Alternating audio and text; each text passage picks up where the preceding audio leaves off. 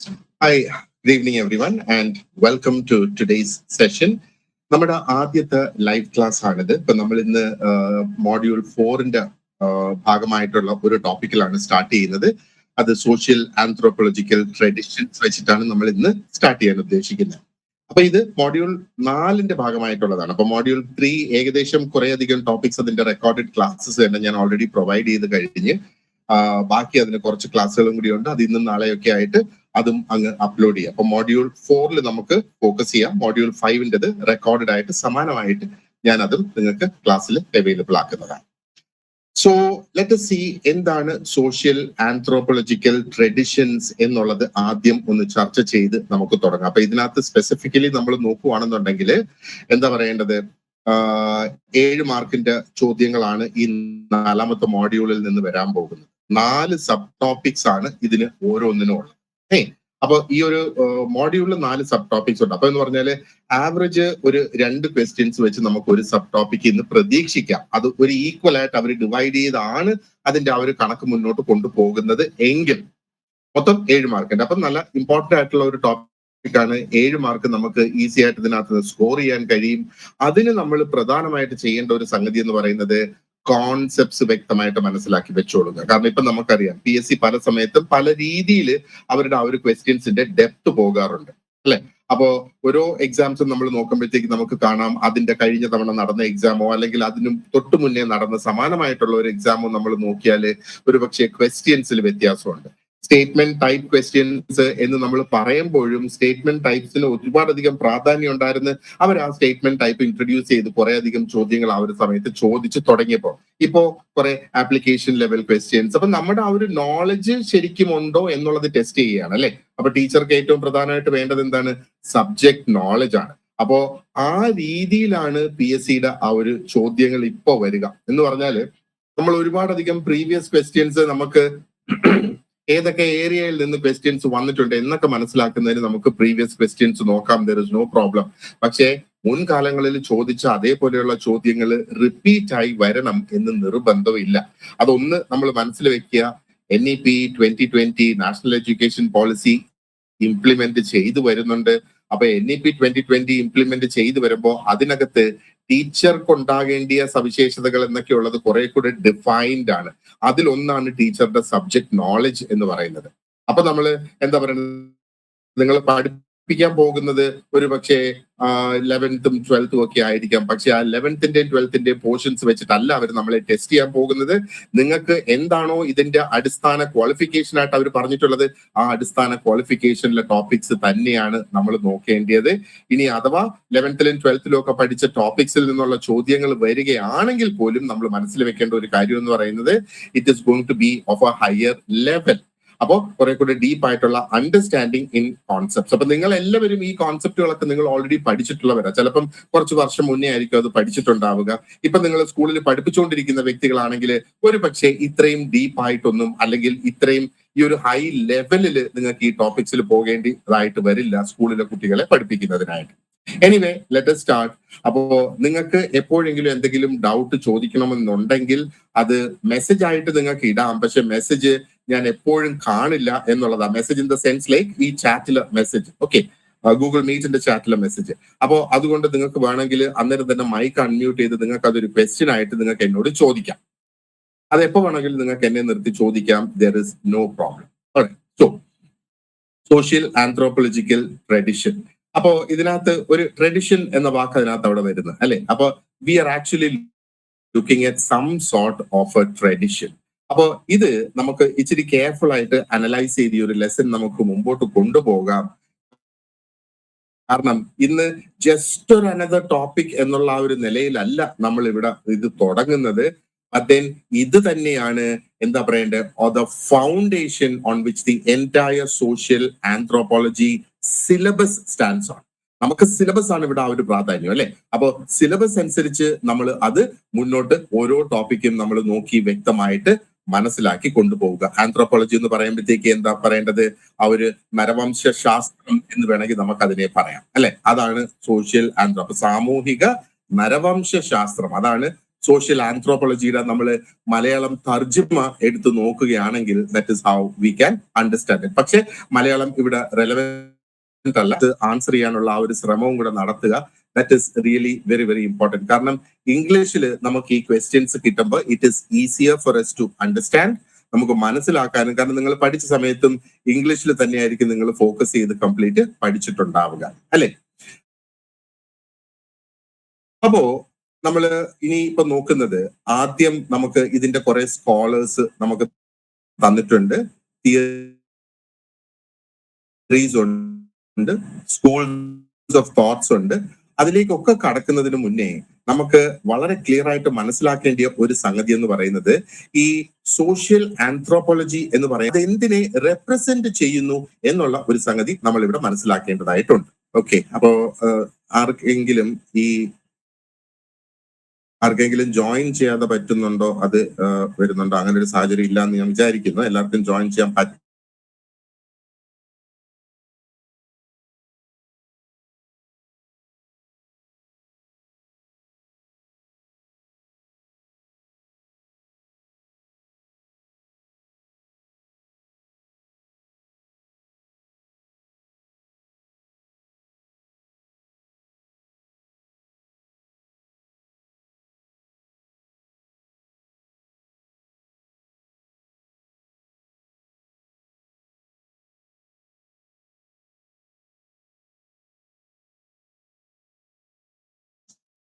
എന്റെ വൈഫൈ പെട്ടെന്ന് അങ്ങ് റീസെറ്റ് ആയിപ്പോയി, അതുകൊണ്ടാണ് ആ ഒരു കണക്ഷൻ ഇടയ്ക്ക് നിന്ന് നഷ്ടപ്പെട്ടു പോയത്. Sorry about that. ഓക്കെ, അപ്പൊ നമ്മൾ നേരത്തെ പറഞ്ഞു നിർത്തിയെടുത്ത് നമുക്ക് തുടങ്ങാം. അപ്പോ നമ്മൾ എന്താ പറയേണ്ടത്, സ്കോളേഴ്സിനെ കുറിച്ചോ അല്ലെങ്കിൽ തിയറീസിനെ കുറിച്ചോ അല്ലെങ്കിൽ എന്താണ് ഇതിനകത്ത് വരുന്ന ആ ഒരു ഡിഫറെന്റ് സ്കൂൾസിനെ കുറിച്ചോ ഒക്കെ നമ്മൾ ചർച്ച ചെയ്യുന്നതിന് മുമ്പേ വളരെ വ്യക്തമായിട്ട് എന്ത് തരത്തിലുള്ള ഒരു ചിന്ത അല്ലെങ്കിൽ ഒരു തിങ്കിങ് ആണ് സോഷ്യൽ ആന്ത്രോപോളജി റെപ്രസെന്റ് ചെയ്യുന്നത് എന്ന് നമുക്ക് ആദ്യം മനസ്സിലാക്കാം. ഓക്കെ, അപ്പോ നമ്മൾ എന്താ പറയേണ്ടത്, എന്താണ് വൈ ആർ വി സേയിങ്, അല്ലെങ്കിൽ നമ്മളിവിടെ ആന്ത്രോപോളജി എന്ന് പറയുന്നത്. അപ്പോ ഒരു certain point, അതിന്റെ ആ ഒരു ഡെവലപ്മെന്റിന്റെ ഒരു certain പോയിന്റില് we began to study society in a very specific way. അതാണ് ഈ ഒരു ആന്ത്രോപോളജിക്കൽ ട്രഡിഷൻ എന്ന്, ആ നരവംശാസ്ത്രത്തിന്റെ പാരമ്പര്യം എന്ന് പറയുന്നത്. പാരമ്പര്യം എന്ന് പറയുമ്പം എന്താണ് ശരിക്കും നമ്മൾ അതുകൊണ്ട് ഉദ്ദേശിക്കുന്നത്? അതുകൊണ്ട് ഉദ്ദേശിക്കുന്നത് എന്താ, ഒരു certain പോയിന്റ്, ഇതിന്റെ ഡെവലപ്മെന്റിന്റെ ഒരു certain പോയിന്റില് നമ്മൾ സമൂഹത്തിനെ ഒരു വ്യത്യസ്തമായ ഒരു രീതിയിൽ പഠിക്കാൻ തുടങ്ങി. അതുകൊണ്ടാണ് ഇവിടെ ഈ ഒരു ആന്ത്രോപോളജിക്കൽ ട്രഡിഷൻ എന്ന ഒരു വാക്ക് തന്നെ അത് വരുന്നത്. അപ്പൊ അത് കാഷ്വൽ ആയിട്ട് വന്നിട്ടുള്ളതല്ല, അല്ലെങ്കിൽ ഫിലോസഫിക്കലി വന്നിട്ടുള്ളതല്ല, ആൻഡ് ശരിക്കും അത് ഒരു ഇമാജിനേഷനിൽ നിന്ന് വന്നതും അല്ല എന്ന് നമ്മൾ മനസ്സിലാക്കുക. അപ്പൊ ഈ ഒരു ട്രഡിഷൻ എന്ന് പറയുന്നത് അത് റെപ്രസെന്റ് ചെയ്യുന്നത് ഒരു ആന്ത്രോപോളജിസ്റ്റ് എടുത്തിരിക്കുന്ന ഒരു ശരിക്കും ഒരു ഡിസിഷൻ, ഒരു തീരുമാനത്തെ അതവിടെ റെപ്രസെന്റ് ചെയ്യുന്നു എന്നുള്ളതാണ്. അപ്പൊ എന്താണ് അവരെടുത്ത ആ ഒരു തീരുമാനം എന്ന് പറയുന്നത്? അതായത് നമുക്ക് ഹ്യൂമൻ സൊസൈറ്റിയെ മനസ്സിലാക്കണമെങ്കിൽ we must study it systematically, scientifically and as a whole. സമൂഹത്തിന്റെ ഏതെങ്കിലും ഒരു ഭാഗം എടുത്ത് നമ്മൾ പഠിച്ചാൽ പോരാ, പകരം അതിന്റെ എല്ലാ ഘടകങ്ങളെയും നമ്മൾ എടുത്ത് പഠിക്കണം. അപ്പൊ എന്താണ് സോഷ്യൽ ആന്ത്രോപോളജിയിൽ ആന്ത്രോപോളജിസ്റ്റ് ആക്ച്വലി ചെയ്യുന്ന എന്താണ്? They try to understand human society ഒന്ന് systematically, scientifically and as a whole complete ആയിട്ട് എന്നുള്ളതാണ്. അപ്പോ ഇനി നമുക്കൊന്ന് നോക്കാം, എന്താണ് ഇൻ പ്രാക്ടീസ് നമ്മൾ പറയുമ്പോഴത്തേക്ക് what is the meaning of this. Social anthropology is not about individuals. അപ്പൊ ഇവിടെ അത് ഒന്ന് മനസ്സിലാക്കുക ശരിക്കും. കാരണം നമ്മൾ എടുത്തെടുത്ത് വീണ്ടും വീണ്ടും ഇത് ഈ ഓരോ തിയറീസും നമ്മൾ നോക്കുമ്പോഴും it is not about individuals എന്ന് പറയുന്നതിന്റെ കാരണം, സോഷ്യോളജിയുടെ റൂട്ട്സിലേക്ക് നമ്മൾ നോക്കുകയാണെന്നുണ്ടെങ്കിൽ അതിന്റെ ആ ഒരു ഇനിഷ്യൽ ഇൻസൈറ്റ്സ്, അല്ലെങ്കിൽ ഇനിഷ്യലി അത് സൈക്കോളജിയുടെ ഒക്കെ ഒരു സബ് ബ്രാഞ്ച് ആയിട്ട് കരുതപ്പെട്ടിരുന്നതായിട്ട് കാണാം. അപ്പൊ സൈക്കോളജി എന്ന് പറയുമ്പം കൂടുതലും അത് ആ ഒരു ഇൻഡിവിജ്വലിലാണ് സൈക്കോളജിയുടെ ഫോക്കസ് അവിടെ വരുന്നത്, അല്ലെ? പക്ഷെ സോഷ്യോളജിക്ക് അങ്ങനെയല്ല. സോഷ്യോളജിയിൽ ആ ഒരു ഇൻഡിവിജ്വലിന്റെ ഫോക്കസ് അല്ല വരുന്നത്. മാത്രമല്ല, individual is not taken in isolation. അതായത് ഇൻഡിവിജ്വലിനെ ആ ഒരു വ്യക്തിയുടെ അന്തരീക്ഷത്തിൽ നിന്ന് മാറ്റിയിട്ട് ആ ഒരു വ്യക്തിയെ മാത്രം പഠിക്കുകയല്ല എന്നുള്ളതാണ് നമ്മൾ ഇതിൽ നിന്ന് മനസ്സിലാക്കേണ്ടത്. അപ്പൊ ഇത് സൈക്കോളജി പോലെ അല്ല. But what is this about? It is about relationships. It is about rules. It is about institutions. Institutions എന്ന് പറയുമ്പം സോഷ്യൽ ഇൻസ്റ്റിറ്റ്യൂഷൻസ് ആണ് നമ്മൾ ഇവിടെ ഉദ്ദേശിക്കുന്നത്. എന്താ? ഫാമിലി ഒരു സോഷ്യൽ ഇൻസ്റ്റിറ്റ്യൂഷൻ ആണ്, ലോ ഒരു സോഷ്യൽ ഇൻസ്റ്റിറ്റ്യൂഷൻ ആണ്, അല്ലെ? അങ്ങനെയുള്ള സോഷ്യൽ ഇൻസ്റ്റിറ്റ്യൂഷൻസിനെയാണ് നമ്മൾ എടുക്കുന്നത്. സോ ഇതിവിടെ നമ്മൾ ഇത് നോക്കുമ്പോഴത്തേക്ക് റിലേഷൻഷിപ്പ് എന്ന് പറഞ്ഞാൽ ഒരു വ്യക്തിയെ ഐസൊലേഷനിൽ നമ്മൾ എടുത്തു കഴിഞ്ഞാൽ റിലേഷൻഷിപ്പ് നമുക്ക് പഠിക്കാനായിട്ട് കഴിയില്ല. കൂട്ടത്തോടെ പഠിക്കുമ്പോഴാണ് ആ റിലേഷൻഷിപ്പ് മനസ്സിലാക്കാനായിട്ട് സാധിക്കുക, അല്ലെ? അതോടൊപ്പം ബിഹേവിയറൽ പാറ്റേൺസ്. ആൻഡ് ഈ ബിഹേവിയറൽ പാറ്റേൺസ് ഒരു വ്യക്തിയുടെ ഉള്ളിൽ ആ വ്യക്തിക്കുള്ള ബിഹേവിയറൽ പാറ്റേൺസ് അല്ല, but outside any single individual. ആ ഒരു വ്യക്തിക്ക് പുറമേ ഉള്ള ആ ഒരു ബിഹേവിയറൽ പാറ്റേൺ. ഓക്കെ, അപ്പൊ മനസ്സിലൊരു ചോദ്യം വന്നിട്ടുണ്ടാകും, എന്തായിരിക്കും ഈ വ്യക്തിക്ക് പുറമേ ഉള്ള ആ ഒരു പാറ്റേൺ അല്ലെങ്കിൽ ബിഹേവിയറൽ പാറ്റേൺ? ബിഹേവിയർ ഇസ് എന്താ പറയേണ്ടത്, അസോസിയേറ്റഡ് വിത്ത് ദ ഇൻഡിവിജ്വൽ എന്നുള്ളത്, അല്ലെ? അപ്പൊ ഇങ്ങനെ ഒന്ന് ചിന്തിച്ചു നോക്കിയേ. ഒരു സോഷ്യൽ ആന്ത്രോപോളജിസ്റ്റ് ഒരു വില്ലേജിനെ കുറിച്ച് പഠിക്കുന്നു. അപ്പോ അവര് ചിന്തിക്കുന്നത് എന്താണ് അവിടുത്തെ വ്യക്തികൾ ചിന്തിക്കുക, അല്ലെങ്കിൽ എന്താണ് അവിടുത്തെ ഏതെങ്കിലും ഒരു വ്യക്തി ചിന്തിക്കുന്നത് എന്ന രീതിയിലല്ല. അതാണ് ഇൻഡിവിജ്വലിന് പുറത്തെന്ന് ഞാൻ പറയുന്നത്. പകരം ആ വില്ലേജിനെ പഠിക്കുമ്പം അവര് ചിന്തിക്കുന്ന എന്താണ്, ഇവിടെ ഈ ഒരു ഗ്രാമത്തില് കുടുംബങ്ങൾ എങ്ങനെയാണ് ഓർഗനൈസ് ചെയ്യപ്പെട്ടിരിക്കുന്നത്, ഹൗ ആർ ഫാമിലീസ് ഓർഗനൈസ്ഡ്, എങ്ങനെയാണ് ഇവിടെ മാരേജസ് നടക്കുന്നത്, how are the marriages arranged, ഇവിടെ ആർക്കാണ് അതോറിറ്റി ഉള്ളത്, ഇവിടെ ഒരു കോൺഫ്ലിക്റ്റ് വരികയാണെങ്കിൽ അതിനെ എങ്ങനെയാണ് സെറ്റിൽ ചെയ്യുന്നത്, എന്ത് റൂൾസ് ആണ് ഇവിടെ ആൾക്കാർ ഫോളോ ചെയ്യുന്നത്. പലപ്പോഴും ആ റൂൾസിനെ ചോദ്യം പോലും ചെയ്യാറില്ല, ആൾക്കാർ അതിനെ ഫോളോ ചെയ്യുന്നുണ്ട്, അല്ലെ? അതുകൊണ്ടാണ് ആ ഫോക്കസ് ഇൻഡിവിജ്വലിൽ നിന്ന് മാറി സോഷ്യൽ സ്ട്രക്ചേഴ്സിലേക്ക് പോകുന്നത്.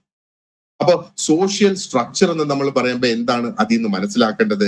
സോഷ്യൽ സ്ട്രക്ചർ കൊണ്ട് നമ്മൾ പറയുമ്പോൾ എപ്പോഴും ഉദ്ദേശിക്കുന്നത്, അല്ലെങ്കിൽ it refers to the stable and recurring patterns of relationships in a society. ഒന്ന്, അത് സ്ഥിരതയുള്ളതാണ് ഈ സോഷ്യൽ സ്ട്രക്ചർ എന്ന് പറയുന്നത്. അത് മാത്രമല്ല, അത് റെക്കറിംഗ് ആയിട്ടുള്ള പാറ്റേൺസ് ആണ്, വീണ്ടും വീണ്ടും ആവർത്തിക്കപ്പെടുന്ന പാറ്റേൺസ് ഓഫ് റിലേഷൻഷിപ്പ് ആണ് ഒരു സമൂഹത്തിനെ സംബന്ധിച്ചിടത്തോളം. ഓക്കെ, ഒരു എക്സാമ്പിൾ ഞാൻ പറയുമ്പോൾ ചിലപ്പോൾ അത് കുറച്ചും കൂടെ വ്യക്തമായിട്ട് മനസ്സിലാകും എന്നുള്ളതാണ്. Now, the fact that a farm ഒരു അതോറിറ്റി ഉണ്ട്. ഇനി അതും അല്ലെങ്കിൽ എൽഡേഴ്സിനെ റെസ്പെക്ട് ചെയ്യുന്നു എന്ന് വിചാരിക്കുക, നമ്മൾ പ്രായത്തിന് മൂത്തവരെ നമ്മൾ ബഹുമാനിക്കുന്നുണ്ട്. ഇനി അതും അല്ലെങ്കിൽ വസ്തുക്കൾ, നമ്മുടെ പ്രോപ്പർട്ടി, വീട്, പുരയിടം, അങ്ങനെയൊക്കെയുള്ള വസ്തുക്കള് അത് ഒരു പെർട്ടിക്കുലർ ലൈനിലൂടെ അത് ട്രാൻസ്ഫർ ആയി വരുന്നല്ലേ. ചിലപ്പോ അത് അച്ഛനിൽ നിന്ന് മക്കളിലേക്ക് വരും, ചില സമൂഹത്തിൽ അച്ഛനിൽ നിന്ന് അത് ആൺമക്കളിലേക്ക് മാത്രം പോകുന്നു. എന്തുകൊണ്ട് പെൺകുട്ടികൾക്ക് പോകുന്നില്ല? ചില സമൂഹത്തിൽ അത് അച്ഛനല്ല, അമ്മയിൽ നിന്നാണ് ഒരു പക്ഷെ അത് മക്കളിലേക്ക് വരുന്നത്. ചിലപ്പോ അത് അമ്മയിൽ നിന്നും ആയിരിക്കത്തില്ല ചിലപ്പോ അത് വരുന്നത്, അല്ലെ? അപ്പോ നമുക്ക് അങ്ങനെ പല തരത്തിലുള്ള സമ്പ്രദായങ്ങൾ ഉണ്ട്, അല്ലെ? ഇതെന്ന് പറയുന്നത് ജസ്റ്റ് റാൻഡം ആയിട്ട് സംഭവിക്കുന്ന ബിഹേവിയർ അല്ല. ഇതിന്റെയൊക്കെ പിന്നില് ഒരു കൃത്യമായ സ്ട്രക്ചർ ഉണ്ട് എന്നുള്ളതാണ്. അതാണ് സോഷ്യൽ സ്ട്രക്ചർ എന്നുള്ളത് ഉദ്ദേശിക്കുന്നത്. അപ്പൊ നമ്മൾ ഇവിടെ സോഷ്യൽ ആന്ത്രോപോളജിയിലേക്ക് തിരിച്ചു വീണ്ടും വരിക. അപ്പൊ സോഷ്യൽ ആന്ത്രോപോളജി ചെയ്യുന്ന എന്താണ്? ഈ സ്ട്രക്ചേഴ്സിനെയാണ് സോഷ്യൽ ആന്ത്രോപോളജിയിലൂടെ നമ്മൾ പഠിക്കുന്നത്. കാരണം എന്താ? ഈ സ്ട്രക്ചേഴ്സ് ആണ് ആ ഒരു സാമൂഹിക ജീവിതത്തെ, നമ്മുടെ സോഷ്യൽ ലൈഫിനെ ഷേപ്പ് ചെയ്ത് അല്ലെങ്കിൽ രൂപപ്പെടുത്തി എടുക്കുന്നത്. ഒരുപക്ഷെ നമ്മൾ അതിനെക്കുറിച്ച് ബോധവാനായിരിക്കാം, അല്ലെങ്കിൽ ചിലപ്പോൾ നമുക്ക് അതിനെക്കുറിച്ച് യാതൊരു ബോധവും ഉണ്ടാകത്തില്ല. പക്ഷെ സമൂഹത്തിൽ നടക്കുന്ന കാര്യങ്ങൾ അനുസരിച്ച് ജീവിതം അങ്ങ് മുമ്പോട്ട് പോകുന്നു എന്നുള്ളതാണ്. ഇനി മറ്റൊരു സംഗതി, ഈ ട്രഡിഷൻ എന്ന് പറയുമ്പോഴത്തേക്ക് it also focuses on institutions. ഇത് വളരെ പ്രധാനപ്പെട്ടതാണ്. അപ്പൊ ഇവിടെ നമ്മൾ സോഷ്യോളജിയുമായി ബന്ധപ്പെട്ട് നമ്മൾ ഇൻസ്റ്റിറ്റ്യൂഷൻസ് എന്ന് പറയുമ്പോൾ അത് ബിൽഡിങ്സിനെ അല്ല നമ്മൾ ഉദ്ദേശിക്കുന്നത്, ബിൽഡിംഗ് പോലെയുള്ള സ്ഥാപനങ്ങളെ അല്ല. മലയാളത്തിൽ ഇൻസ്റ്റിറ്റ്യൂഷൻസിന് സ്ഥാപനം എന്ന് തന്നെയാണ് നമ്മൾ it is an organised system of social activity. Social activity നടക്കുന്ന ഒരു തരത്തിലുള്ള ഒരു ഓർഗനൈസ്ഡ് സിസ്റ്റം, അതിനെയാണ് ഇൻസ്റ്റിറ്റ്യൂഷൻ എന്ന വാക്കിട്ട് നമ്മൾ വിളിക്കുന്നത്. അപ്പോ ഫാമിലി ഒരു ഇൻസ്റ്റിറ്റ്യൂഷൻ ആണ്, റിലിജൻ ഒരു ഇൻസ്റ്റിറ്റ്യൂഷൻ ആണ്, അതേപോലെ എക്കോണമി ഒരു ഇൻസ്റ്റിറ്റ്യൂഷൻ ആണ്, ലോ ഒരു ഇൻസ്റ്റിറ്റ്യൂഷൻ തന്നെയാണ് അല്ലെ. അപ്പൊ ഇവിടെ ഓരോ ഇൻസ്റ്റിറ്റ്യൂഷനും നമ്മൾ എടുക്കുകയാണെന്നുണ്ടെങ്കിൽ അതിന് അതിൻ്റെതായ പ്രവൃത്തികളുണ്ട്, ടാസ്കുകളുണ്ട്, ഉദ്ദേശങ്ങളുണ്ട്. ആൻഡ് എന്താ പറയേണ്ടത്, സമൂഹത്തിന് ഈ ഇൻസ്റ്റിറ്റ്യൂഷൻസ് ഇല്ലാതെ മുന്നോട്ട് പോകാനും സാധിക്കില്ല. അപ്പോ സമൂഹത്തിൽ നിന്ന് നമുക്ക് വേർപെടുത്താൻ കഴിയാത്ത കുറെ സംഗതികളാണ് ഈ ഇൻസ്റ്റിറ്റ്യൂഷൻസ് അല്ലെങ്കിൽ സ്ഥാപനങ്ങൾ എന്ന് പറയുന്നത്. ഇവിടെയാണ് social anthropology actually differs from earlier forms of anthropology. ആ ആന്ത്രോപോളജിയുടെ പഴയ രൂപങ്ങളിൽ നിന്ന് സോഷ്യൽ ആന്ത്രോപോളജി ഡിഫറെന്റ് ആകുന്നത് ഇവിടെയാണ്. അപ്പോ അവര് പുരാതന കാലത്തെ ആന്ത്രോപോളജിസ്റ്റ് നമ്മൾ നോക്കുകയാണെന്നുണ്ടെങ്കിൽ അവര് എന്താ പറയേണ്ടത്, ഉത്തരം കണ്ടെത്താൻ ഉദ്ദേശിച്ചിരുന്ന ചോദ്യങ്ങൾ എന്ന് പറയുന്നത് എങ്ങനെയാണ് വിവാഹം എന്ന ഒരു ചടങ്ങ് തുടങ്ങിയത്, how did marriage begin, religion എങ്ങനെയാണ് ഒറിജിനേറ്റ് ചെയ്തത്, ഫാമിലിയുടെ ആദ്യത്തെ ഫോം എന്തായിരുന്നു, ഇതൊക്കെയായിരുന്നു തുടക്കത്തില് ആന്ത്രോപോളജിസ്റ്റ് പഠിച്ചുകൊണ്ടിരുന്നത്. അപ്പൊ ഈ ക്വസ്റ്റ്യൻസ് നോക്കിയാൽ ദേ റിയലി സൗണ്ട് ഇൻട്രസ്റ്റിംഗ് അല്ലെ. പക്ഷെ ഇവിടെ ഒരു സീരിയസ് ആയിട്ടുള്ള ഒരു പ്രശ്നമുണ്ട് നമ്മൾ ആ ഒരു രീതിയിൽ ചിന്തിക്കുമ്പോഴത്തേക്ക്. അപ്പൊ ഈ ചോദ്യങ്ങള് നമ്മൾ ആ പഴയ രീതിയിൽ ചോദിക്കുകയാണെങ്കിൽ അതിന്റെ ഉത്തരം നമുക്ക് എങ്ങനെയാണ് ലഭിക്കുന്നത്? അതിന്റെ ഉത്തരം നമുക്ക് ലഭിക്കുന്നത് without observing living societies properly. അതായത് ഇപ്പം നിലനിന്നുകൊണ്ടിരിക്കുന്ന, ഇപ്പം നടന്നുകൊണ്ടിരിക്കുന്ന സമൂഹങ്ങളെ അല്ല ഒബ്സർവ് ചെയ്യുന്നത്, അതിനെ ഒബ്സർവ് ചെയ്യാതെയാണ് ഈ പുരാതനമായ സംഗതികളിൽ എങ്ങനെ ഒറിജിനേറ്റ് ചെയ്തു എന്നുള്ളത് പഠിക്കുന്നത്. അതാണ് ഇവിടുത്തെ ഏറ്റവും വലിയ ഒരു പ്രശ്നം എന്ന് പറയുന്നത്. അപ്പൊ ഇവിടെ ചെയ്യേണ്ടത് എന്തായിരുന്നു? ഈ മാരേജ് എങ്ങനെയാണ് ഇന്നത്തെ കമ്മ്യൂണിറ്റിയിൽ നടക്കുന്നത്, how does it actually work, അതാണ്. അപ്പോ സ്കോളേഴ്സ് വെർ ഇമാജിനിങ് എങ്ങനെയാണ് marriage must have begin, may be ആയിരക്കണക്കിന് വർഷങ്ങൾക്ക് മുന്നേ ഈ മാരേജസ് എങ്ങനെ തുടങ്ങി എന്നുള്ള ആ ഒരു ചിന്തയല്ല നമുക്കിവിടെ വേണ്ടത്. പകരം നമുക്ക് വേണ്ടത് ഇന്നത്തെ സമൂഹത്തില് എന്താണ് നമുക്ക് ആവശ്യം എന്നുള്ളത്. അപ്പോ നമ്മള് ഒരു സംഗതിയെ ശരിക്കും കണ്ട് മനസ്സിലാക്കാതെ അതിനെക്കുറിച്ച് 1000 വർഷങ്ങൾക്ക് 10000 വർഷങ്ങൾക്ക് മുമ്പ് വിവാഹം എങ്ങനെയായിരുന്നു എന്നുള്ളത് നമ്മൾ പഠിക്കാൻ പോവുകയാണെങ്കിൽ വി ക്യാൻ ഓൺലി സ്പെക്യുലേറ്റ്. അത് സ്പെക്യുലേഷൻ ആയി പോകും അല്ലെ. അപ്പൊ സ്പെക്യുലേഷൻ എന്ന് പറയുമ്പോഴത്തേക്ക് നമ്മൾ ഊഹാപോഹങ്ങൾ അല്ലെങ്കിൽ ആ സമയത്തുള്ള എന്തെങ്കിലും ടെക്സ്റ്റുകളും ഒക്കെ ഉണ്ട്, എന്തെങ്കിലും ബുക്കുകളൊക്കെ ഉണ്ട് എങ്കിൽ അതിനെയൊക്കെ എടുത്ത് പഠിച്ച് അതിൽ നിന്ന് നമ്മൾ ഊഹാപോഹങ്ങളിലേക്ക് എത്തുകയാണ്. സോഷ്യൽ ആന്ത്രോപോളജി എന്ന് പറയുന്നത് ഈ ഒരു സ്പെക്യുലേഷനെ കംപ്ലീറ്റ് ആയിട്ട് അത് റിജക്ട് ചെയ്തു എന്നുള്ളതാണ്. സ്പെക്യുലേഷൻ എന്ന് പറയുമ്പോഴത്തേക്ക് നമ്മൾ ഒരു പ്രത്യേക തരം ലോജിക് ഒക്കെ അവിടെ അപ്ലൈ ചെയ്ത് നമ്മുടെ ഇമാജിനേഷൻ ഒക്കെ നമ്മൾ വളർത്തി കൊണ്ടുവന്ന് നമ്മൾ അത് ഒരു നിഗമനത്തിൽ എത്തുക എന്നുള്ളതാണ് സ്പെക്യുലേഷൻ എന്ന് പറയുന്നത്. അവിടെ ആക്ച്വൽ ഒബ്സർവേഷൻ ഇല്ല എന്നുള്ളതാണ്. ഇനി ഒരു കാര്യം ശ്രദ്ധിച്ച് കേൾക്കുക, സ്പെക്യുലേഷൻ അത്ര കണ്ട് യൂസ്ലെസ്സും അല്ല, അതിനും ഉപയോഗങ്ങളുണ്ട്. പക്ഷേ സ്പെക്യുലേഷൻ പ്രധാനപ്പെട്ട മെത്തേഡായി മാറുമ്പോഴോ അത് ഡേഞ്ചറസ് ആയി പോകും അല്ലെ. അതാണ് പുരാതനമായ അല്ലെങ്കിൽ ഏർലിയർ ആന്ത്രോപോളജിയിൽ നടന്നുകൊണ്ടിരുന്നത്. അപ്പോ സ്പെക്യുലേഷന് ഒരു പേഴ്സണൽ ബയാസ് വരാം. ആ സ്പെക്യുലേറ്റ് ചെയ്യുന്ന വ്യക്തി, അന്നത്തെ കാലത്തെ ആന്ത്രോപോളജിസ്റ്റ്, ആ വ്യക്തിയുടെ പേഴ്സണൽ വിശ്വാസങ്ങൾ അതിലേക്ക് കടന്നു വരാം. കാരണം എനിവേ ഇറ്റ് ഇസ് ഇമാജിനേഷൻ, അത് സ്പെക്യുലേഷൻ ആണ്, അത് അങ്ങോട്ട് കടന്നു വരാം. കൾച്ചറിനെ കുറിച്ചുള്ള അസംഷൻസ് അവിടെ വരാം, റിയാലിറ്റിയിൽ നിന്ന് മാറി അസംഷൻസ് അവിടെ വരാം, ആൻഡ് ഗെസ്സസ് അവിടെ ഉണ്ടാകാം. ഇതിനെയൊക്കെ അടിസ്ഥാനപ്പെടുത്തി പല തിയറിയും അവിടെ രൂപീകരിക്കപ്പെടും എന്നുള്ളതാണ്. അപ്പൊ ഇതാണ് ഏർലിയർ ആന്ത്രോപോളജിയിൽ സംഭവിച്ചുകൊണ്ടിരുന്നത്. അപ്പൊ മറ്റൊരു പ്രശ്നം ഏർലിയർ ആന്ത്രോപോളജിയിൽ ഉണ്ടായിരുന്നതാണ് ഈ ഒരു എത്നോസെൻട്രിസം എന്ന് പറയുന്നത്, അല്ലെങ്കിൽ എത്നോസെൻട്രിക് മോഡൽസിനെ ഈ സോഷ്യൽ ആന്ത്രോപോളജി അത് കംപ്ലീറ്റ് ആയിട്ട് റിജക്ട് ചെയ്തു. എത്നോസെൻട്രിസം എന്ന് പറയുമ്പോൾ എന്താണ്? മറ്റ് സൊസൈറ്റീസിനെ ജഡ്ജ് ചെയ്യുകയാണ്. എങ്ങനെ ജഡ്ജ് ചെയ്യുന്നത്?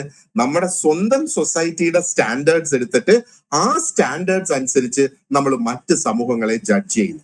അതാണ് എത്നോസെൻട്രിസം എന്നുള്ള ആ ഒരു കോൺസെപ്റ്റ് ഇവിടെ പറയുന്നത്. ഇനി ഇതിനകത്തെ പ്രശ്നം എന്താണെന്ന് അറിയാമോ? ആദ്യകാലത്തെ എന്ന് പറയുന്നത് എല്ലാം യൂറോപ്യൻസ് ആയിരുന്നു. ഈ യൂറോപ്യൻസ് എന്ന് പറയുന്നത് പ്രത്യേകിച്ചും ആ ഒരു കൊളോണിയൽ കാലഘട്ടത്തിൽ ജീവിച്ചിരിക്കുന്ന വ്യക്തികൾ എന്ന് പറയുന്നത്. അപ്പൊ അവര് ആഫ്രിക്കയെ പഠിച്ചു, ഏഷ്യനെ പഠിച്ചു, ഇൻഡിജീനിയസ് ആയിട്ടുള്ള സൊസൈറ്റീസിനെ പഠിച്ചു. എന്താണ് ഇൻഡിജീനിയസ് സൊസൈറ്റീസ് എന്ന് പറയുന്നത്? ഒരു സ്ഥലത്ത് ഒറിജിനൽ സൊസൈറ്റിക്കാണ് ഇൻഡിജിനസ് സൊസൈറ്റി എന്ന് പറയുന്നത്. ആൻഡ് അവര് അൺകോൺഷ്യസ് ആയിട്ട് അവര് അസ്യൂം ചെയ്ത ചില കാര്യങ്ങളുണ്ട്. അൺകോൺഷ്യസ് ആയിട്ട് അവർ അസ്യൂം ചെയ്ത കാര്യങ്ങൾ ഇതൊക്കെയാണ്. അതായത് യൂറോപ്യൻ ഫാമിലി സിസ്റ്റംസ് വളരെയധികം സുപ്പീരിയർ ആണെന്നും യൂറോപ്യൻ റിലിജിയൻ കുറെ കൂടെ അഡ്വാൻസ്ഡ് ആണെന്നും യൂറോപ്പിലെ ലീഗൽ സിസ്റ്റംസ് കുറെ കൂടെ മോറൽ ആണെന്നും റാഷണൽ ആണ് എന്നും ഒക്കെയുള്ള അസംഷൻസിലേക്ക് അവരെത്തി എന്നുള്ളതാണ്. അപ്പൊ അതിന്റെ ഫലമായിട്ട് എന്താ സംഭവിച്ചത്? സൊസൈറ്റികൾക്ക് റാങ്കുകൾ കൊടുക്കാനായിട്ട് തീരുമാനിച്ചു. ആ സൊസൈറ്റിയെ മനസ്സിലാക്കുന്നതിന് പകരം റാങ്ക് കൊടുക്കാനായിട്ട് തീരുമാനിച്ചു. നോക്കുക, നമുക്ക് സമാനമായ സംഗതികളെയല്ലേ നമുക്ക് കമ്പയർ ചെയ്യാനായിട്ട് കഴിയുള്ളൂ. അപ്പൊ യൂറോപ്പിലെ ഒരു സൊസൈറ്റി എടുത്തിട്ട് ആ ഒരു സൊസൈറ്റിക്ക് ഏഷ്യയിലെയോ ആഫ്രിക്കയിലെയോ ഒരു സൊസൈറ്റി, പ്രത്യേകിച്ചും ആ കൊളോണിയൽ കാലഘട്ടത്തിലെ ഒരു സൊസൈറ്റി ആയിട്ട് നമുക്ക് ഇതുമായിട്ട് കമ്പാരിസൺ നടക്കത്തില്ല. രണ്ടിന്റെയും ഫീച്ചേഴ്സ് രണ്ടും രണ്ട് രീതിയിലാണ് നടക്കുന്നത്. അവരുടെ വിവാഹങ്ങൾ നടക്കുന്നത് പോലെ അല്ല ഇന്നും നമ്മുടെ വിവാഹങ്ങൾ നടക്കുന്നത്. C, there is A difference അല്ലേ? അപ്പൊ സോഷ്യൽ ആന്ത്രോപോളജി ഇങ്ങനെയുള്ള ഐഡിയാസിനെ കംപ്ലീറ്റ് ആയിട്ട് റിജക്ട് ചെയ്ത് പകരം സോഷ്യൽ ആന്ത്രോപോളജിസ്റ്റ് പറഞ്ഞ എന്താണ്? അവർ task is to not judge societies. സൊസൈറ്റിയെ ജഡ്ജ് ചെയ്യുക എന്നുള്ളതല്ല നമ്മുടെ പണി എന്ന് പറയുന്നത്. പക്ഷേ എന്താണ് നമ്മുടെ യഥാർത്ഥ പണി എന്ന് പറയുന്നത്? ഈ സൊസൈറ്റീസ് എങ്ങനെയാണ് പ്രവർത്തിക്കുന്നത്, എങ്ങനെയാണ് ഫങ്ഷൻ ചെയ്യുന്നത്, ആൻഡ് അതും functioning according to their own logic. അതാത് സമൂഹങ്ങളുടെ ലോജിക് അനുസരിച്ച് അതെങ്ങനെ ഫങ്ഷൻ ചെയ്യുന്നു എന്നുള്ളത്. അപ്പോ ഇവിടെയാണ് എന്താ പറയേണ്ടത്? ഒരു പ്രധാനപ്പെട്ട ഒരു ഇന്റലക്ച്വൽ ഷിഫ്റ്റ് സോഷ്യൽ അല്ലെങ്കിൽ ആന്ത്രോപോളജിയിൽ സംഭവിച്ചത്. ഇനിയാണ് വളരെ പ്രധാനപ്പെട്ട ആ ഒരു ട്രാൻസ്ഫോർമേഷൻ അവിടെ വരുന്നത്. സോഷ്യൽ ആന്ത്രോപോളജി ഇൻസിസ്റ്റ് ചെയ്യുന്ന എന്താണ്? ഒരു സൊസൈറ്റിയുടെ നോളജ് എന്ന് പറയുമ്പോൾ അത് എംപെറിക്കലി ഗ്രൗണ്ടഡ് ആയിരിക്കണം.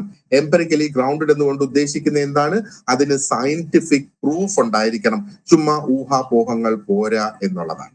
അപ്പൊ എംപെറിക്കലി ഗ്രൗണ്ടഡ് എന്നുള്ള ഈ ഒരു ടേം വളരെ പ്രധാനപ്പെട്ടതാണ്.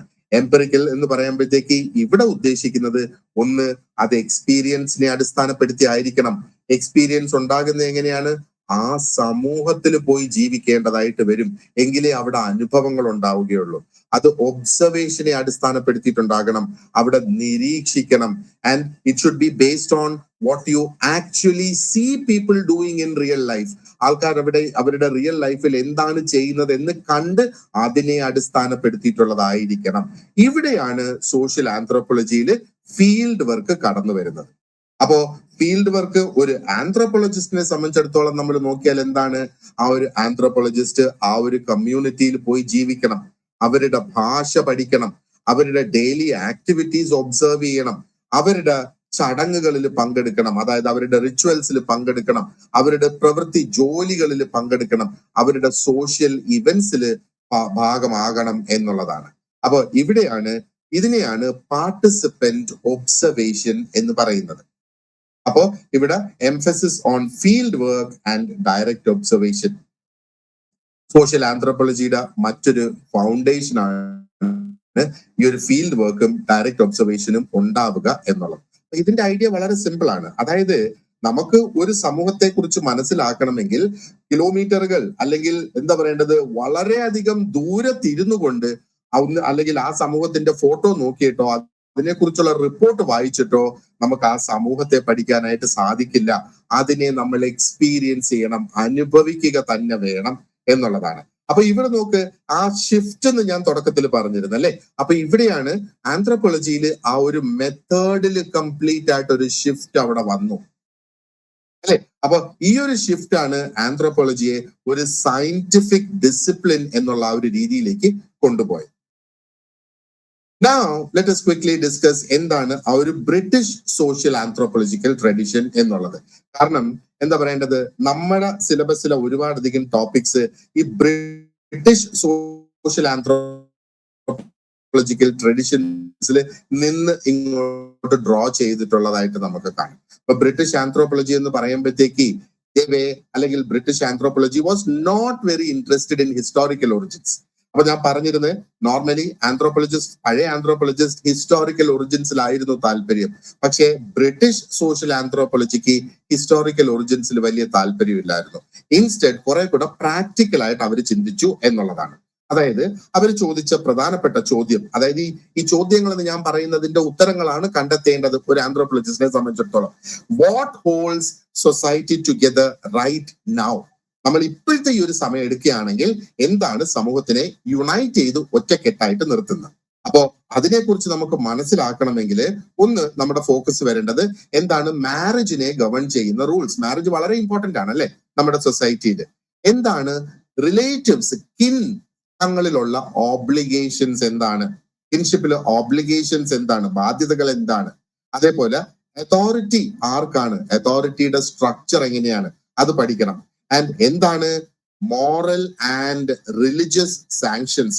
Moral side, religious side, sanctions എന്ന് പറയുമ്പോഴത്തേക്ക് അവര് എന്തൊക്കെയാണ് അവരുടെ പരിമിതികൾ സെറ്റ് ചെയ്ത് വെച്ചിരിക്കുന്നത് എന്നുള്ളത് നമ്മൾ മനസ്സിലാക്കണം. അപ്പോ ഇന്ന ഒരു പരിധി വിട്ട് നമ്മൾ അങ്ങോട്ട് പോകാത്തത് എന്താണ്? നമുക്ക് ഒന്നുകിൽ മോറൽ സാങ്ഷൻസ് ഉണ്ട്, അത് നമ്മുടെ മനസ്സിൽ വരുന്നത്, അല്ലെങ്കിൽ നമുക്ക് റിലിജിയസ് സാങ്ഷൻസ് ഉണ്ട്, അത് നമ്മുടെ മനസ്സിൽ വരുന്നത്. അതുകൊണ്ടാണ് ഒരു പരിധിക്കപ്പുറം ഒരുപാട് സാമൂഹിക കാര്യങ്ങളിൽ നമ്മൾ കൈവിട്ട കളി കളിക്കാത്തത്. ചിന്തിച്ചു നോക്കുക. അപ്പോ ഇവിടുത്തെ അസംഷൻ എന്ന് പറയുന്നത്, അതായത് സൊസൈറ്റി ജസ്റ്റ് റാൻഡം ആയിട്ട് എങ്ങനെയോ അങ്ങ് എക്സിസ്റ്റ് ചെയ്യുന്നതല്ല. അതിന്റെ പിന്നിൽ ചില അടുക്കും ചിട്ടകളും ഉണ്ട്. അതവിടെ നിലനിൽക്കുന്നത് അതിനകത്ത് ആ സൊസൈറ്റിയിലുള്ള ഇൻസ്റ്റിറ്റ്യൂഷൻസ് ഉണ്ടല്ലോ, ആ ഇൻസ്റ്റിറ്റ്യൂഷൻസ് മനുഷ്യന്റെ അല്ലെങ്കിൽ അതിലെ അംഗങ്ങളുടെ ബിഹേവിയറിനെ കൺട്രോൾ ചെയ്യുന്നു അല്ലെങ്കിൽ റെഗുലേറ്റ് ചെയ്യുന്നു. അങ്ങനെ ബിഹേവിയറിനെ കൺട്രോൾ ചെയ്ത് ആ ഒരു സമൂഹത്തിൽ ഒരു ക്രമം, സമാധാനം, ഓർഡർ നിലനിന്ന് പോകുന്നു എന്നുള്ളതാണ്. ഇവിടെയാണ് ഫങ്ഷണലിസം എന്നുള്ള ആ ഒരു ഐഡിയ കടന്നു വരുന്നത്. ഓക്കെ, അപ്പൊ ഈ ഒരു സ്റ്റേജില് നമ്മൾ ഫങ്ഷണലിസത്തെ കുറിച്ച് ഇത്രയും മനസ്സിലാക്കിയാൽ മതി. സോഷ്യൽ ആന്ത്രോപോളജി സമൂഹത്തിനെ ഒരു സിസ്റ്റമായി കണക്കാക്കുന്നു, just like A living organism. ഒരു ലിവിങ് സിസ്റ്റം അല്ലെങ്കിൽ ഏതൊരു സിസ്റ്റം നമ്മൾ എടുത്തിരുന്നാലും ആ ഒരു സിസ്റ്റത്തിന്റെ ഓരോ പാർട്ടിനും ഓരോ റോൾ ഉണ്ട് അവിടെ ചെയ്യാനായിട്ട് അല്ലെ. ഇതിനകത്ത് പാർട്സിനെ നമ്മൾ ഇൻഡിപെൻഡന്റ് ആയിട്ട് എടുത്താല് അത് ഇൻഡിപെൻഡന്റ് ആയിട്ട് അല്ല അത് പ്രവർത്തിക്കുന്നത്, അത് കൂട്ടത്തോടെ ചേർന്നാണ് അത് പ്രവർത്തിക്കുന്നത് അല്ലെ. അപ്പൊ ഇതിന്റെ ഒരു പാർട്ടിൽ എന്തെങ്കിലും ഒരു വ്യത്യാസം അല്ലെങ്കിൽ ഒരു വ്യതിയാനം വന്നാലോ അത് മറ്റ് പാർട്ടുകളെ അത് എഫക്ട് ചെയ്യും എന്നുള്ളതാണ്. അപ്പോ ഇവിടെ നമ്മൾ അതിനെ ഈ ഒരു ചിന്ത സിസ്റ്റത്തിനെ കുറിച്ചുള്ള സിസ്റ്റത്തിന്റെ സവിശേഷതകൾ എടുത്തിട്ട് നമ്മൾ വീണ്ടും തിരിച്ചത് സമൂഹത്തിന്റെ പഠനത്തിലേക്ക് കൊണ്ടുവന്ന് നോക്കിയേ. നമുക്ക് റിലിജൻ മാത്രം പഠിച്ചിട്ട് കാര്യമില്ല. അതേപോലെ തന്നെയാണ് എക്കോണമി മാത്രം നമ്മൾ പഠിച്ചിട്ട് കാര്യമില്ല. അതേപോലെ കിൻഷിപ്പ് മാത്രം പഠിച്ചിട്ടും കാര്യമില്ല. ഇത് ജസ്റ്റ് എക്സാമ്പിൾസ് ഞാൻ പറഞ്ഞതാണ് അല്ലെ. ഇതിനെ കംപ്ലീറ്റ് ആയിട്ട് നമ്മൾ പഠിക്കണം.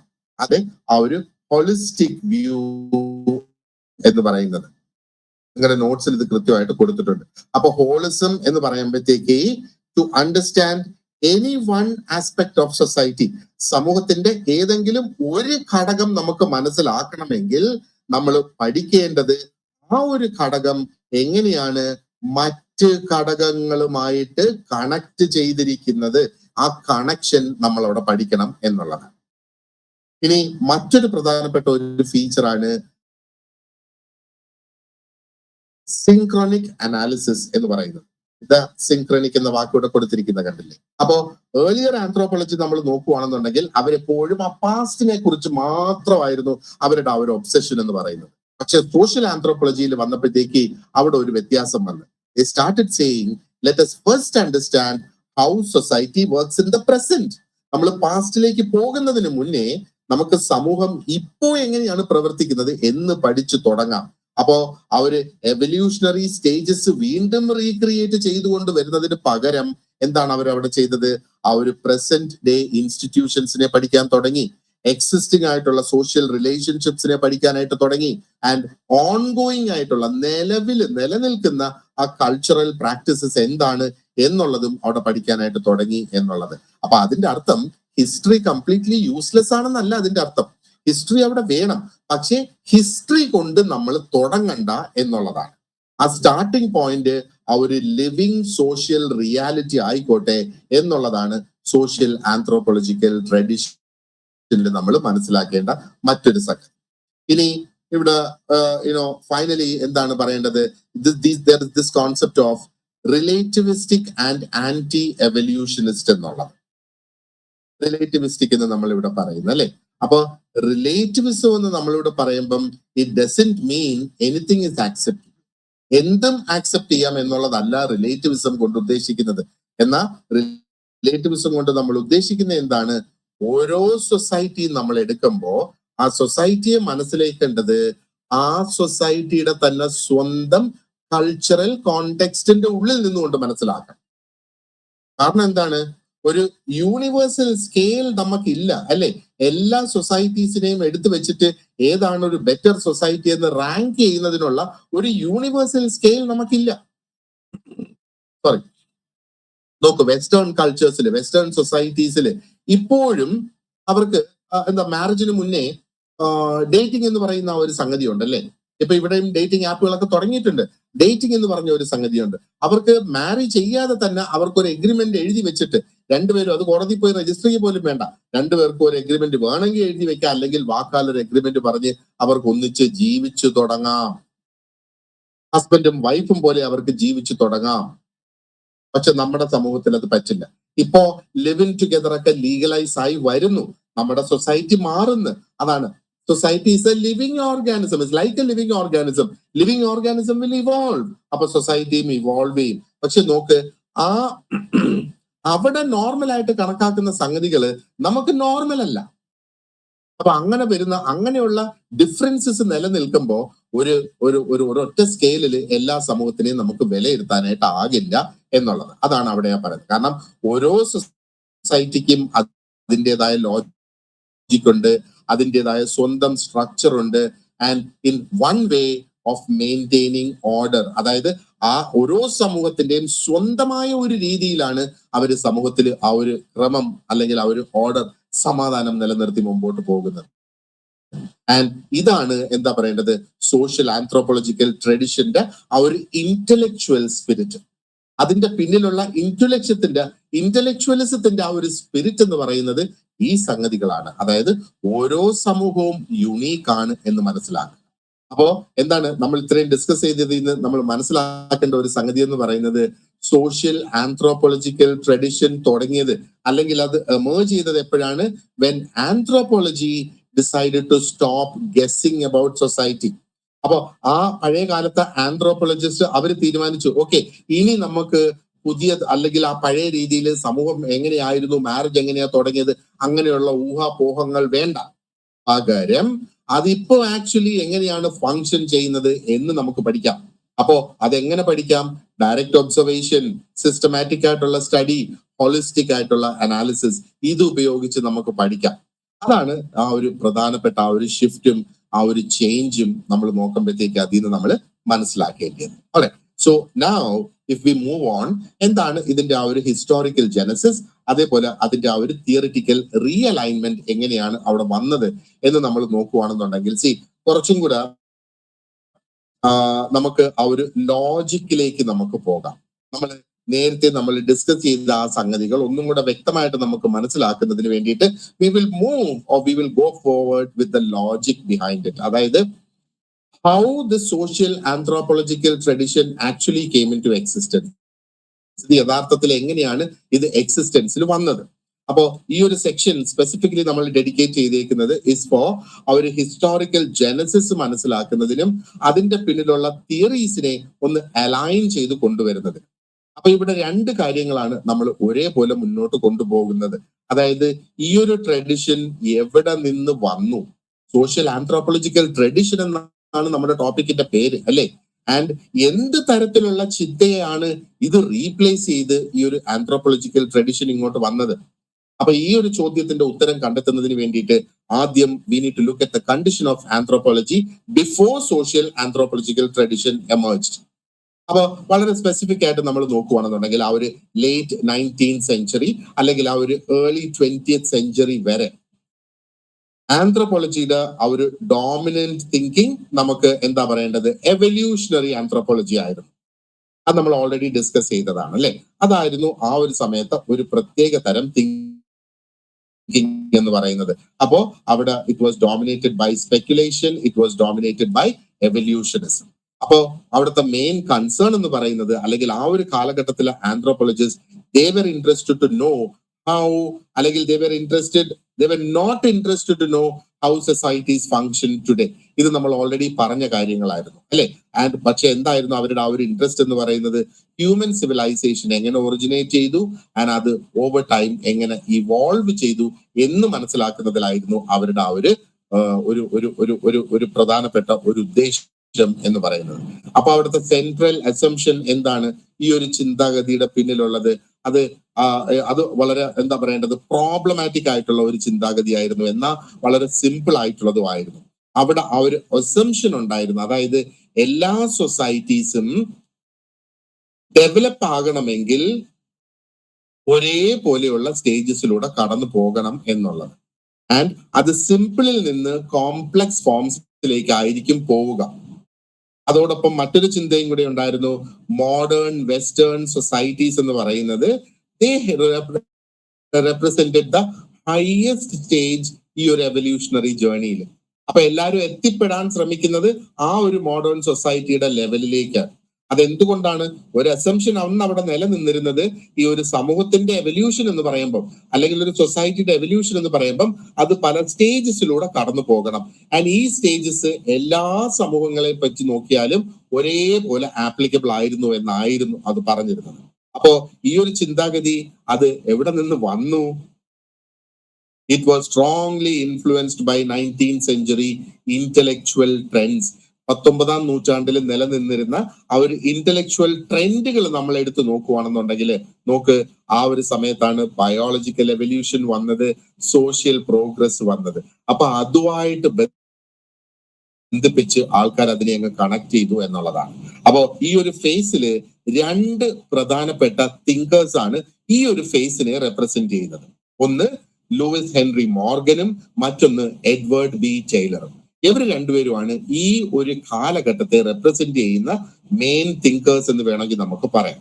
അപ്പം മോർഗനും ടൈലറും അവര് വിശ്വസിച്ചിരുന്നത് that by studying what is called the primitive societies, ആ പുരാതനമായ earlier stages of human civilization, ആ പുരാതനമായ സമൂഹങ്ങളെ പഠിച്ചാൽ സിവിലൈസേഷന്റെ ആദ്യ കാലഘട്ടങ്ങളെ നമുക്ക് റീക്രിയേറ്റ് ചെയ്ത് എടുക്കാം എന്ന് അവർ വിശ്വസിച്ചിരുന്നു.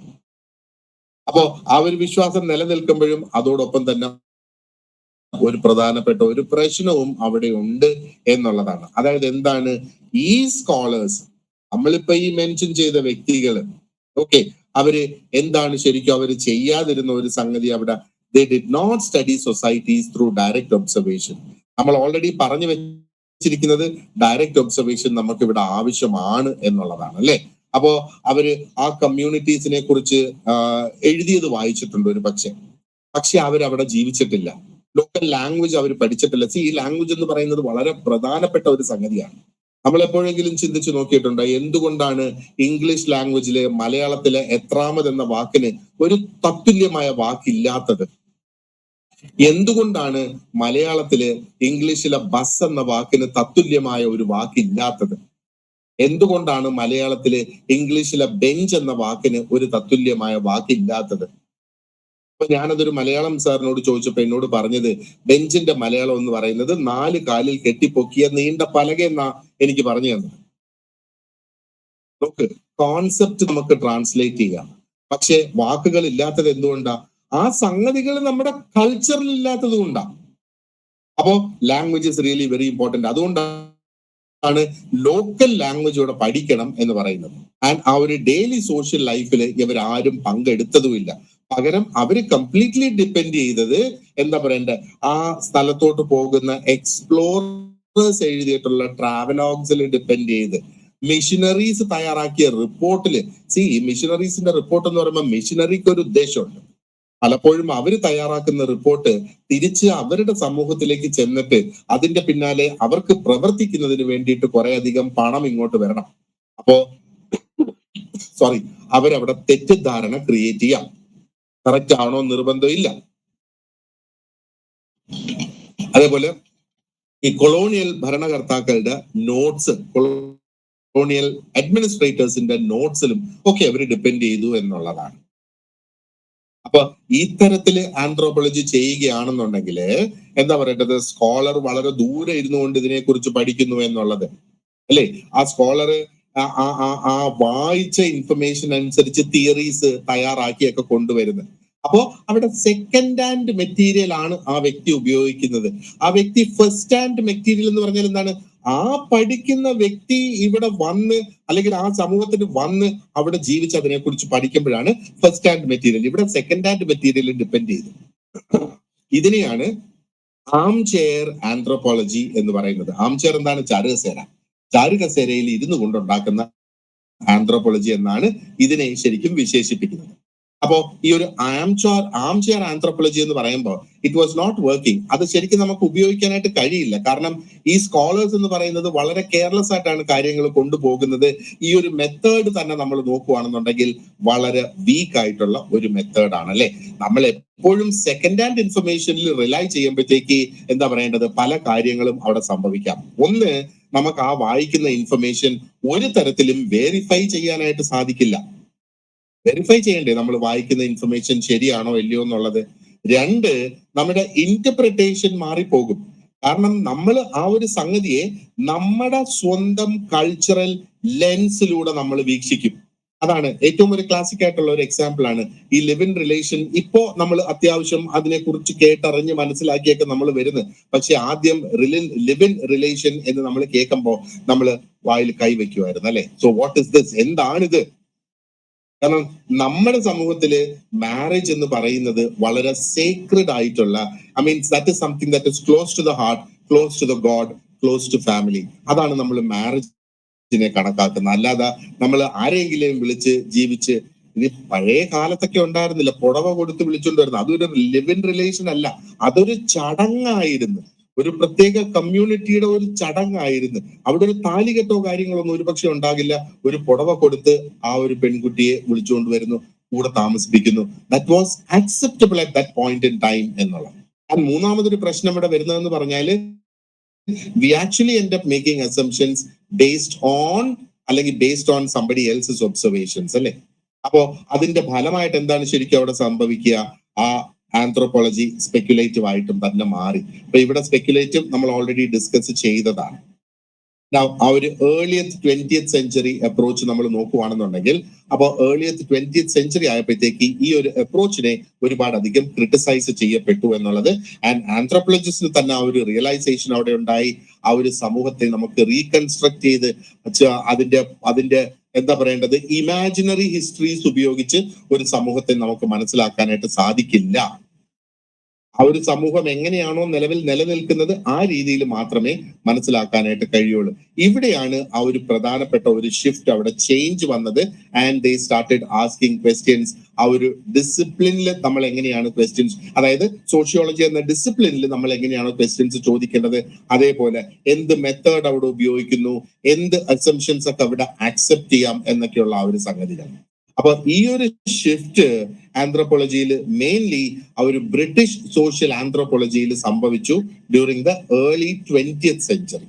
ഈ ഒരു ചേഞ്ച് ഇവിടെ വന്നു. ഈ ഒരു ഷിഫ്റ്റിനെ നയിച്ചത് രണ്ട് പ്രധാനപ്പെട്ട വ്യക്തികളാണ്. ഒന്ന് ബ്രോണിസ്ലോ മാലിനോസ്കി ആൻഡ് ആ വ്യക്തിയോടൊപ്പം പ്രവർത്തിച്ചത് അല്ലെങ്കിൽ ആ കാലഘട്ടത്തിൽ പ്രവർത്തിച്ച മറ്റൊരു വ്യക്തിയാണ് Radcliffe brown, AR Radcliffe brown. അപ്പൊ ഇവര് രണ്ടുപേരും ആ ഒരു സ്പെക്യുലേറ്റീവ് ഇവല്യൂഷനെ അവര് റിജക്ട് ചെയ്തു എന്നുള്ളതാണ്. അപ്പൊ നമുക്ക് വേണമെങ്കിൽ പറയാം എന്താ, അവര് ഒരു പുതിയ ഒരു ചിന്താഗതി, ഒരു പുതിയ ഒരു ചേഞ്ച് ഇവിടെ കൊണ്ടുവന്ന്. അപ്പം മാലിനോസ്കിയുടെ ഒരു പ്രധാന ആർഗ്യുമെന്റ് എന്ന് പറയുന്നത് വാസ് സംതിങ് വെരി റാഡിക്കൽ. അദ്ദേഹത്തിന്റെ ആ ഒരു കാലഘട്ടം വെച്ച് നമ്മൾ നോക്കുമ്പോഴത്തേക്ക് it was really very radical. കാരണം എന്താണ്, അദ്ദേഹം പറഞ്ഞത് ആന്ത്രോപോളജിക്ക് ഒരു സയൻസ് ആയി മാറണമെങ്കിൽ ആ ഒരു anthropologist must live among the people being studied. നോക്ക്, അതുവരെ നടന്നുകൊണ്ടിരുന്ന സംഭവം എന്താണ്, അവരുടെ റിപ്പോർട്ടുകൾ വായിച്ചും ആ ഒരു സംഗതിയെ കുറിച്ചുള്ള സംഗതികൾ മനസ്സിലാക്കി ആ കേട്ടറിവും ഒക്കെ വെച്ചിട്ടാണ് അവർ തിയറീസിലേക്ക് വന്നുകൊണ്ടിരുന്നത്. അപ്പൊ ഇവിടെ മലിനോസ്കി പറയുന്നത് എന്താണ്? അതിന് പറ്റില്ല, അല്ലെങ്കിൽ അങ്ങനെയല്ല ഇത് ചെയ്യേണ്ടത്. പകരം അവിടെ പോയി അവരുടെ ജീവിത രീതികൾ മനസ്സിലാക്കി അവിടെ മുമ്പോട്ട് പോവുക എന്ന് പറയുന്നത്. അപ്പൊ അതൊരു ഭയങ്കര ഒരു റാഡിക്കൽ ഷിഫ്റ്റ് ആയി പോയില്ലേ അദ്ദേഹം ആ കൊണ്ടുവന്നേക്കുന്നത്. Day to day life observe ചെയ്യുക, അവരുടെ റിച്വൽസിൽ. ബ്രൗൺ എന്താണ് ചെയ്തത്? ഈ ഒരു ആം ചെയർ മെത്തേഡ്സിനെ റിജക്ട് ചെയ്യുകയാണ് അദ്ദേഹവും ചെയ്തത്. പക്ഷെ അദ്ദേഹത്തിന്റെ ഫോക്കസ് എന്ന് പറയുന്നത് സ്ലൈറ്റ്ലി ഡിഫറെന്റ് ആയിരുന്നു ഇവിടെ. Because he was interested in individual experiences. അദ്ദേഹത്തിന്റെ താല്പര്യം എന്ന് പറയുന്നത് സോഷ്യൽ സ്ട്രക്ചറിലും ഇൻഡിവിജ്വൽ എക്സ്പീരിയൻസസിലുമാണ്. അതായത് എന്താ പറയേണ്ടത്, ആ ഒരു പാറ്റേണിലുള്ള ആ ഒരു റിലേഷൻഷിപ്സ് ഉണ്ടല്ലോ, ആ റിലേഷൻഷിപ്പ് അല്ലേ സമൂഹത്തിനെ ഓർഗനൈസ് ചെയ്ത് കൊണ്ടുവരുന്നത്. അതാണ് അദ്ദേഹം പഠിക്കാനായിട്ട് അവിടെ ശ്രമിച്ചത്. ഓക്കെ, അപ്പോ ഇവിടെ നമ്മൾ ഒരു കാര്യം കൂടെ നമ്മൾ മനസ്സിൽ ചിന്തിക്കുക. ഇവരുടെ ആ ഒരു കോമൺ ബിലീഫ് ഇവിടെ രണ്ടുപേരുടെയും നമ്മൾ നോക്കുകയാണെന്നുണ്ടെങ്കിൽ, anthropology must stop asking how society evolve and start asking how society functions. അപ്പോ ഈ ഒരു ചേഞ്ച് ഇവിടെ വന്നു. അപ്പൊ നമുക്ക് ഒരു കാര്യം കൂടെ മനസ്സിലായി, എങ്ങനെയാണ് ആ ഒരു റാഡ്ക്ലിഫ് ബ്രൗൺ ഒക്കെ ഇതിനകത്ത് എന്താ പറയേണ്ടത് ഇൻവോൾവ്ഡ് ആയി വന്നേക്കുന്നത് എന്നും നമുക്ക് മനസ്സിലായി അല്ലെ. സോ ഇത് ഒരു ബേസിക് അണ്ടർസ്റ്റാൻഡിങ് ആണ് അബൌട്ട് സോഷ്യൽ ആന്ത്രോപോളജിക്കൽ ട്രഡിഷൻസ് നമ്മൾ നോക്കുമ്പോൾ. ഇനി ഞാൻ നേരത്തെ പറഞ്ഞതുപോലെ നമുക്ക് എന്താ പറയേണ്ടത് ഒരുപാട് അധികം നമുക്ക് ഇതിനകത്ത് ഡിസ്കസ് ചെയ്യേണ്ടതായിട്ടുണ്ട്. അപ്പോൾ V will continue the discussion. ഇതാണ് ഇപ്പോൾ മോഡ്യൂൾ 4 നമ്മൾ എടുത്തത്. സോഷ്യൽ ആന്ത്രോപോളജിക്കൽ ട്രഡിഷൻ, അതിനെ നമ്മളൊന്ന് ഇൻട്രൊഡ്യൂസ് ചെയ്യുകയാണ് ഇപ്പൊ ചെയ്തത്. ഇതൊന്ന് മനസ്സിലാക്കി ഇനി നമ്മൾ Malinowski, Radcliffe Brown, empirical functionalism അത് പഠിക്കേണ്ടതായിട്ടുണ്ട്. എംപിറിക്കൽ ഫങ്ഷണലിസം റോബർട്ട് കെ മേർട്ടന്റേത്, and analytical functionalism Talcott Parsons, linguistic ട്രഡിഷനും അത് ഫെർഡിനൻഡ് ഡി സോഷന്റേതും, structuralism of Claude Levi Strauss. ഇത് അത്രയാണ് നമുക്ക് ഇതിനകത്തിന് പഠിക്കാൻ. Okay, so going forward what we will do is എല്ലാ ദിവസവും നമുക്ക് ലൈവ് ക്ലാസ്സും ഉണ്ടാകും. ഇൻ ബിറ്റ്വീൻ ഇതിനകത്ത് ടോപ്പിക്സ് റെക്കോർഡ് ചെയ്തും കൂടെ ഞാൻ നിങ്ങൾക്ക് അപ്ലോഡ് ചെയ്യുന്നതായിരിക്കും. അപ്പൊ റെക്കോർഡ് ചെയ്തതിന്റെ ബാക്കിയായിരിക്കും നമ്മൾ എന്താ പറയേണ്ടത് ലൈവ് ആയിട്ടുള്ള ക്ലാസ്സിൽ നമ്മൾ ഡിസ്കസ് ചെയ്യുക. അപ്പോൾ വളരെ പെട്ടെന്ന് തന്നെ നമുക്ക് ഒരുമിച്ച് ഡിസ്കസ് ചെയ്ത് ഈ ഒരു മോഡ്യൂൾ നമുക്ക് പെട്ടെന്ന് ഒരു 1-2 ദിവസം കൊണ്ട് അത് നമുക്കങ്ങ് കംപ്ലീറ്റ് ചെയ്തിട്ട് then we will move on to the next one. ഇതൊക്കെ കുറച്ചും കൂടെ ഈസി ആയിട്ട് നമുക്ക് മനസ്സിലാക്കാൻ പറ്റുന്നതാണ് ഈ മോഡ്യൂൾസ് ഒക്കെ നമ്മൾ നോക്കുകയാണെന്നുണ്ടെങ്കിൽ. ഓക്കെ, അപ്പോൾ ഇവിടെയാണ് കുറച്ച് നമുക്ക് ഇച്ചിരി ഒന്ന് ടൈം സ്പെൻഡ് ചെയ്ത് നമ്മൾ നോക്കേണ്ടതായിട്ടുള്ളത്. Alright, so what we will do is ഇന്ന് we can wind up the class here, and നാളെ നമുക്ക് 7 മണിക്ക് വീണ്ടും സ്റ്റാർട്ട് ചെയ്യാം, and we will continue with the discussion. ഒന്നുകിൽ ഇതിന്റെ ബാക്കി ഞാൻ റെക്കോർഡ് ചെയ്തിട്ട് maybe we will move on to a fresh topic, ഇല്ലെങ്കിൽ ഇതിന്റെ കണ്ടിന്യൂവേഷൻ ആയിട്ട് ചെയ്തിട്ട് I will record other topics for you. അത് എന്താണ് ഉചിതം എന്നുള്ളത് നോക്കിയിട്ട് ഞാനിത് ചെയ്യാം. അപ്പൊ ഇന്ന് കുറച്ചധികം ക്ലാസ്സസ് നിങ്ങൾക്ക് ഓൾറെഡി അപ്ലോഡ് ചെയ്തിട്ടുണ്ട്. ഇന്ന് അപ്ലോഡ് ചെയ്തേക്കുന്ന ക്ലാസ്സസ് ഒക്കെ നോക്കുക, അതിന്റെ നോട്ട്സ് നോക്കുക. അതിനുശേഷം അതിനകത്ത് കൊടുത്തിരിക്കുന്ന ആ ഒരു ക്വസ്റ്റ്യൻസ് നമ്മൾ വർക്ക്ഔട്ട് ചെയ്ത് പോവുക. Now it should actually start making sense for you. Okay, so ആർക്കെങ്കിലും എന്തെങ്കിലും ക്വസ്റ്റ്യൻസ് ഉണ്ടോ ഇതുവരെ നമ്മൾ ഡിസ്കസ് ചെയ്തതിനകത്ത്? Nothing. All right. So, yes Karthika, general പേപ്പറും നമ്മൾ എടുക്കും കേട്ടോ. ജനറൽ പേപ്പറിന്റെ കുറെ ക്ലാസ്സസ് ഓൾറെഡി അപ്ലോഡ് ചെയ്തിട്ടുണ്ട്. ബാക്കിയും കൂടെ ഞാൻ അവിടെ അപ്ലോഡ് ചെയ്തേക്കാം. Okay then. So, thank you very much for joining me today, and you have an excellent day ahead. See you tomorrow. Thank you.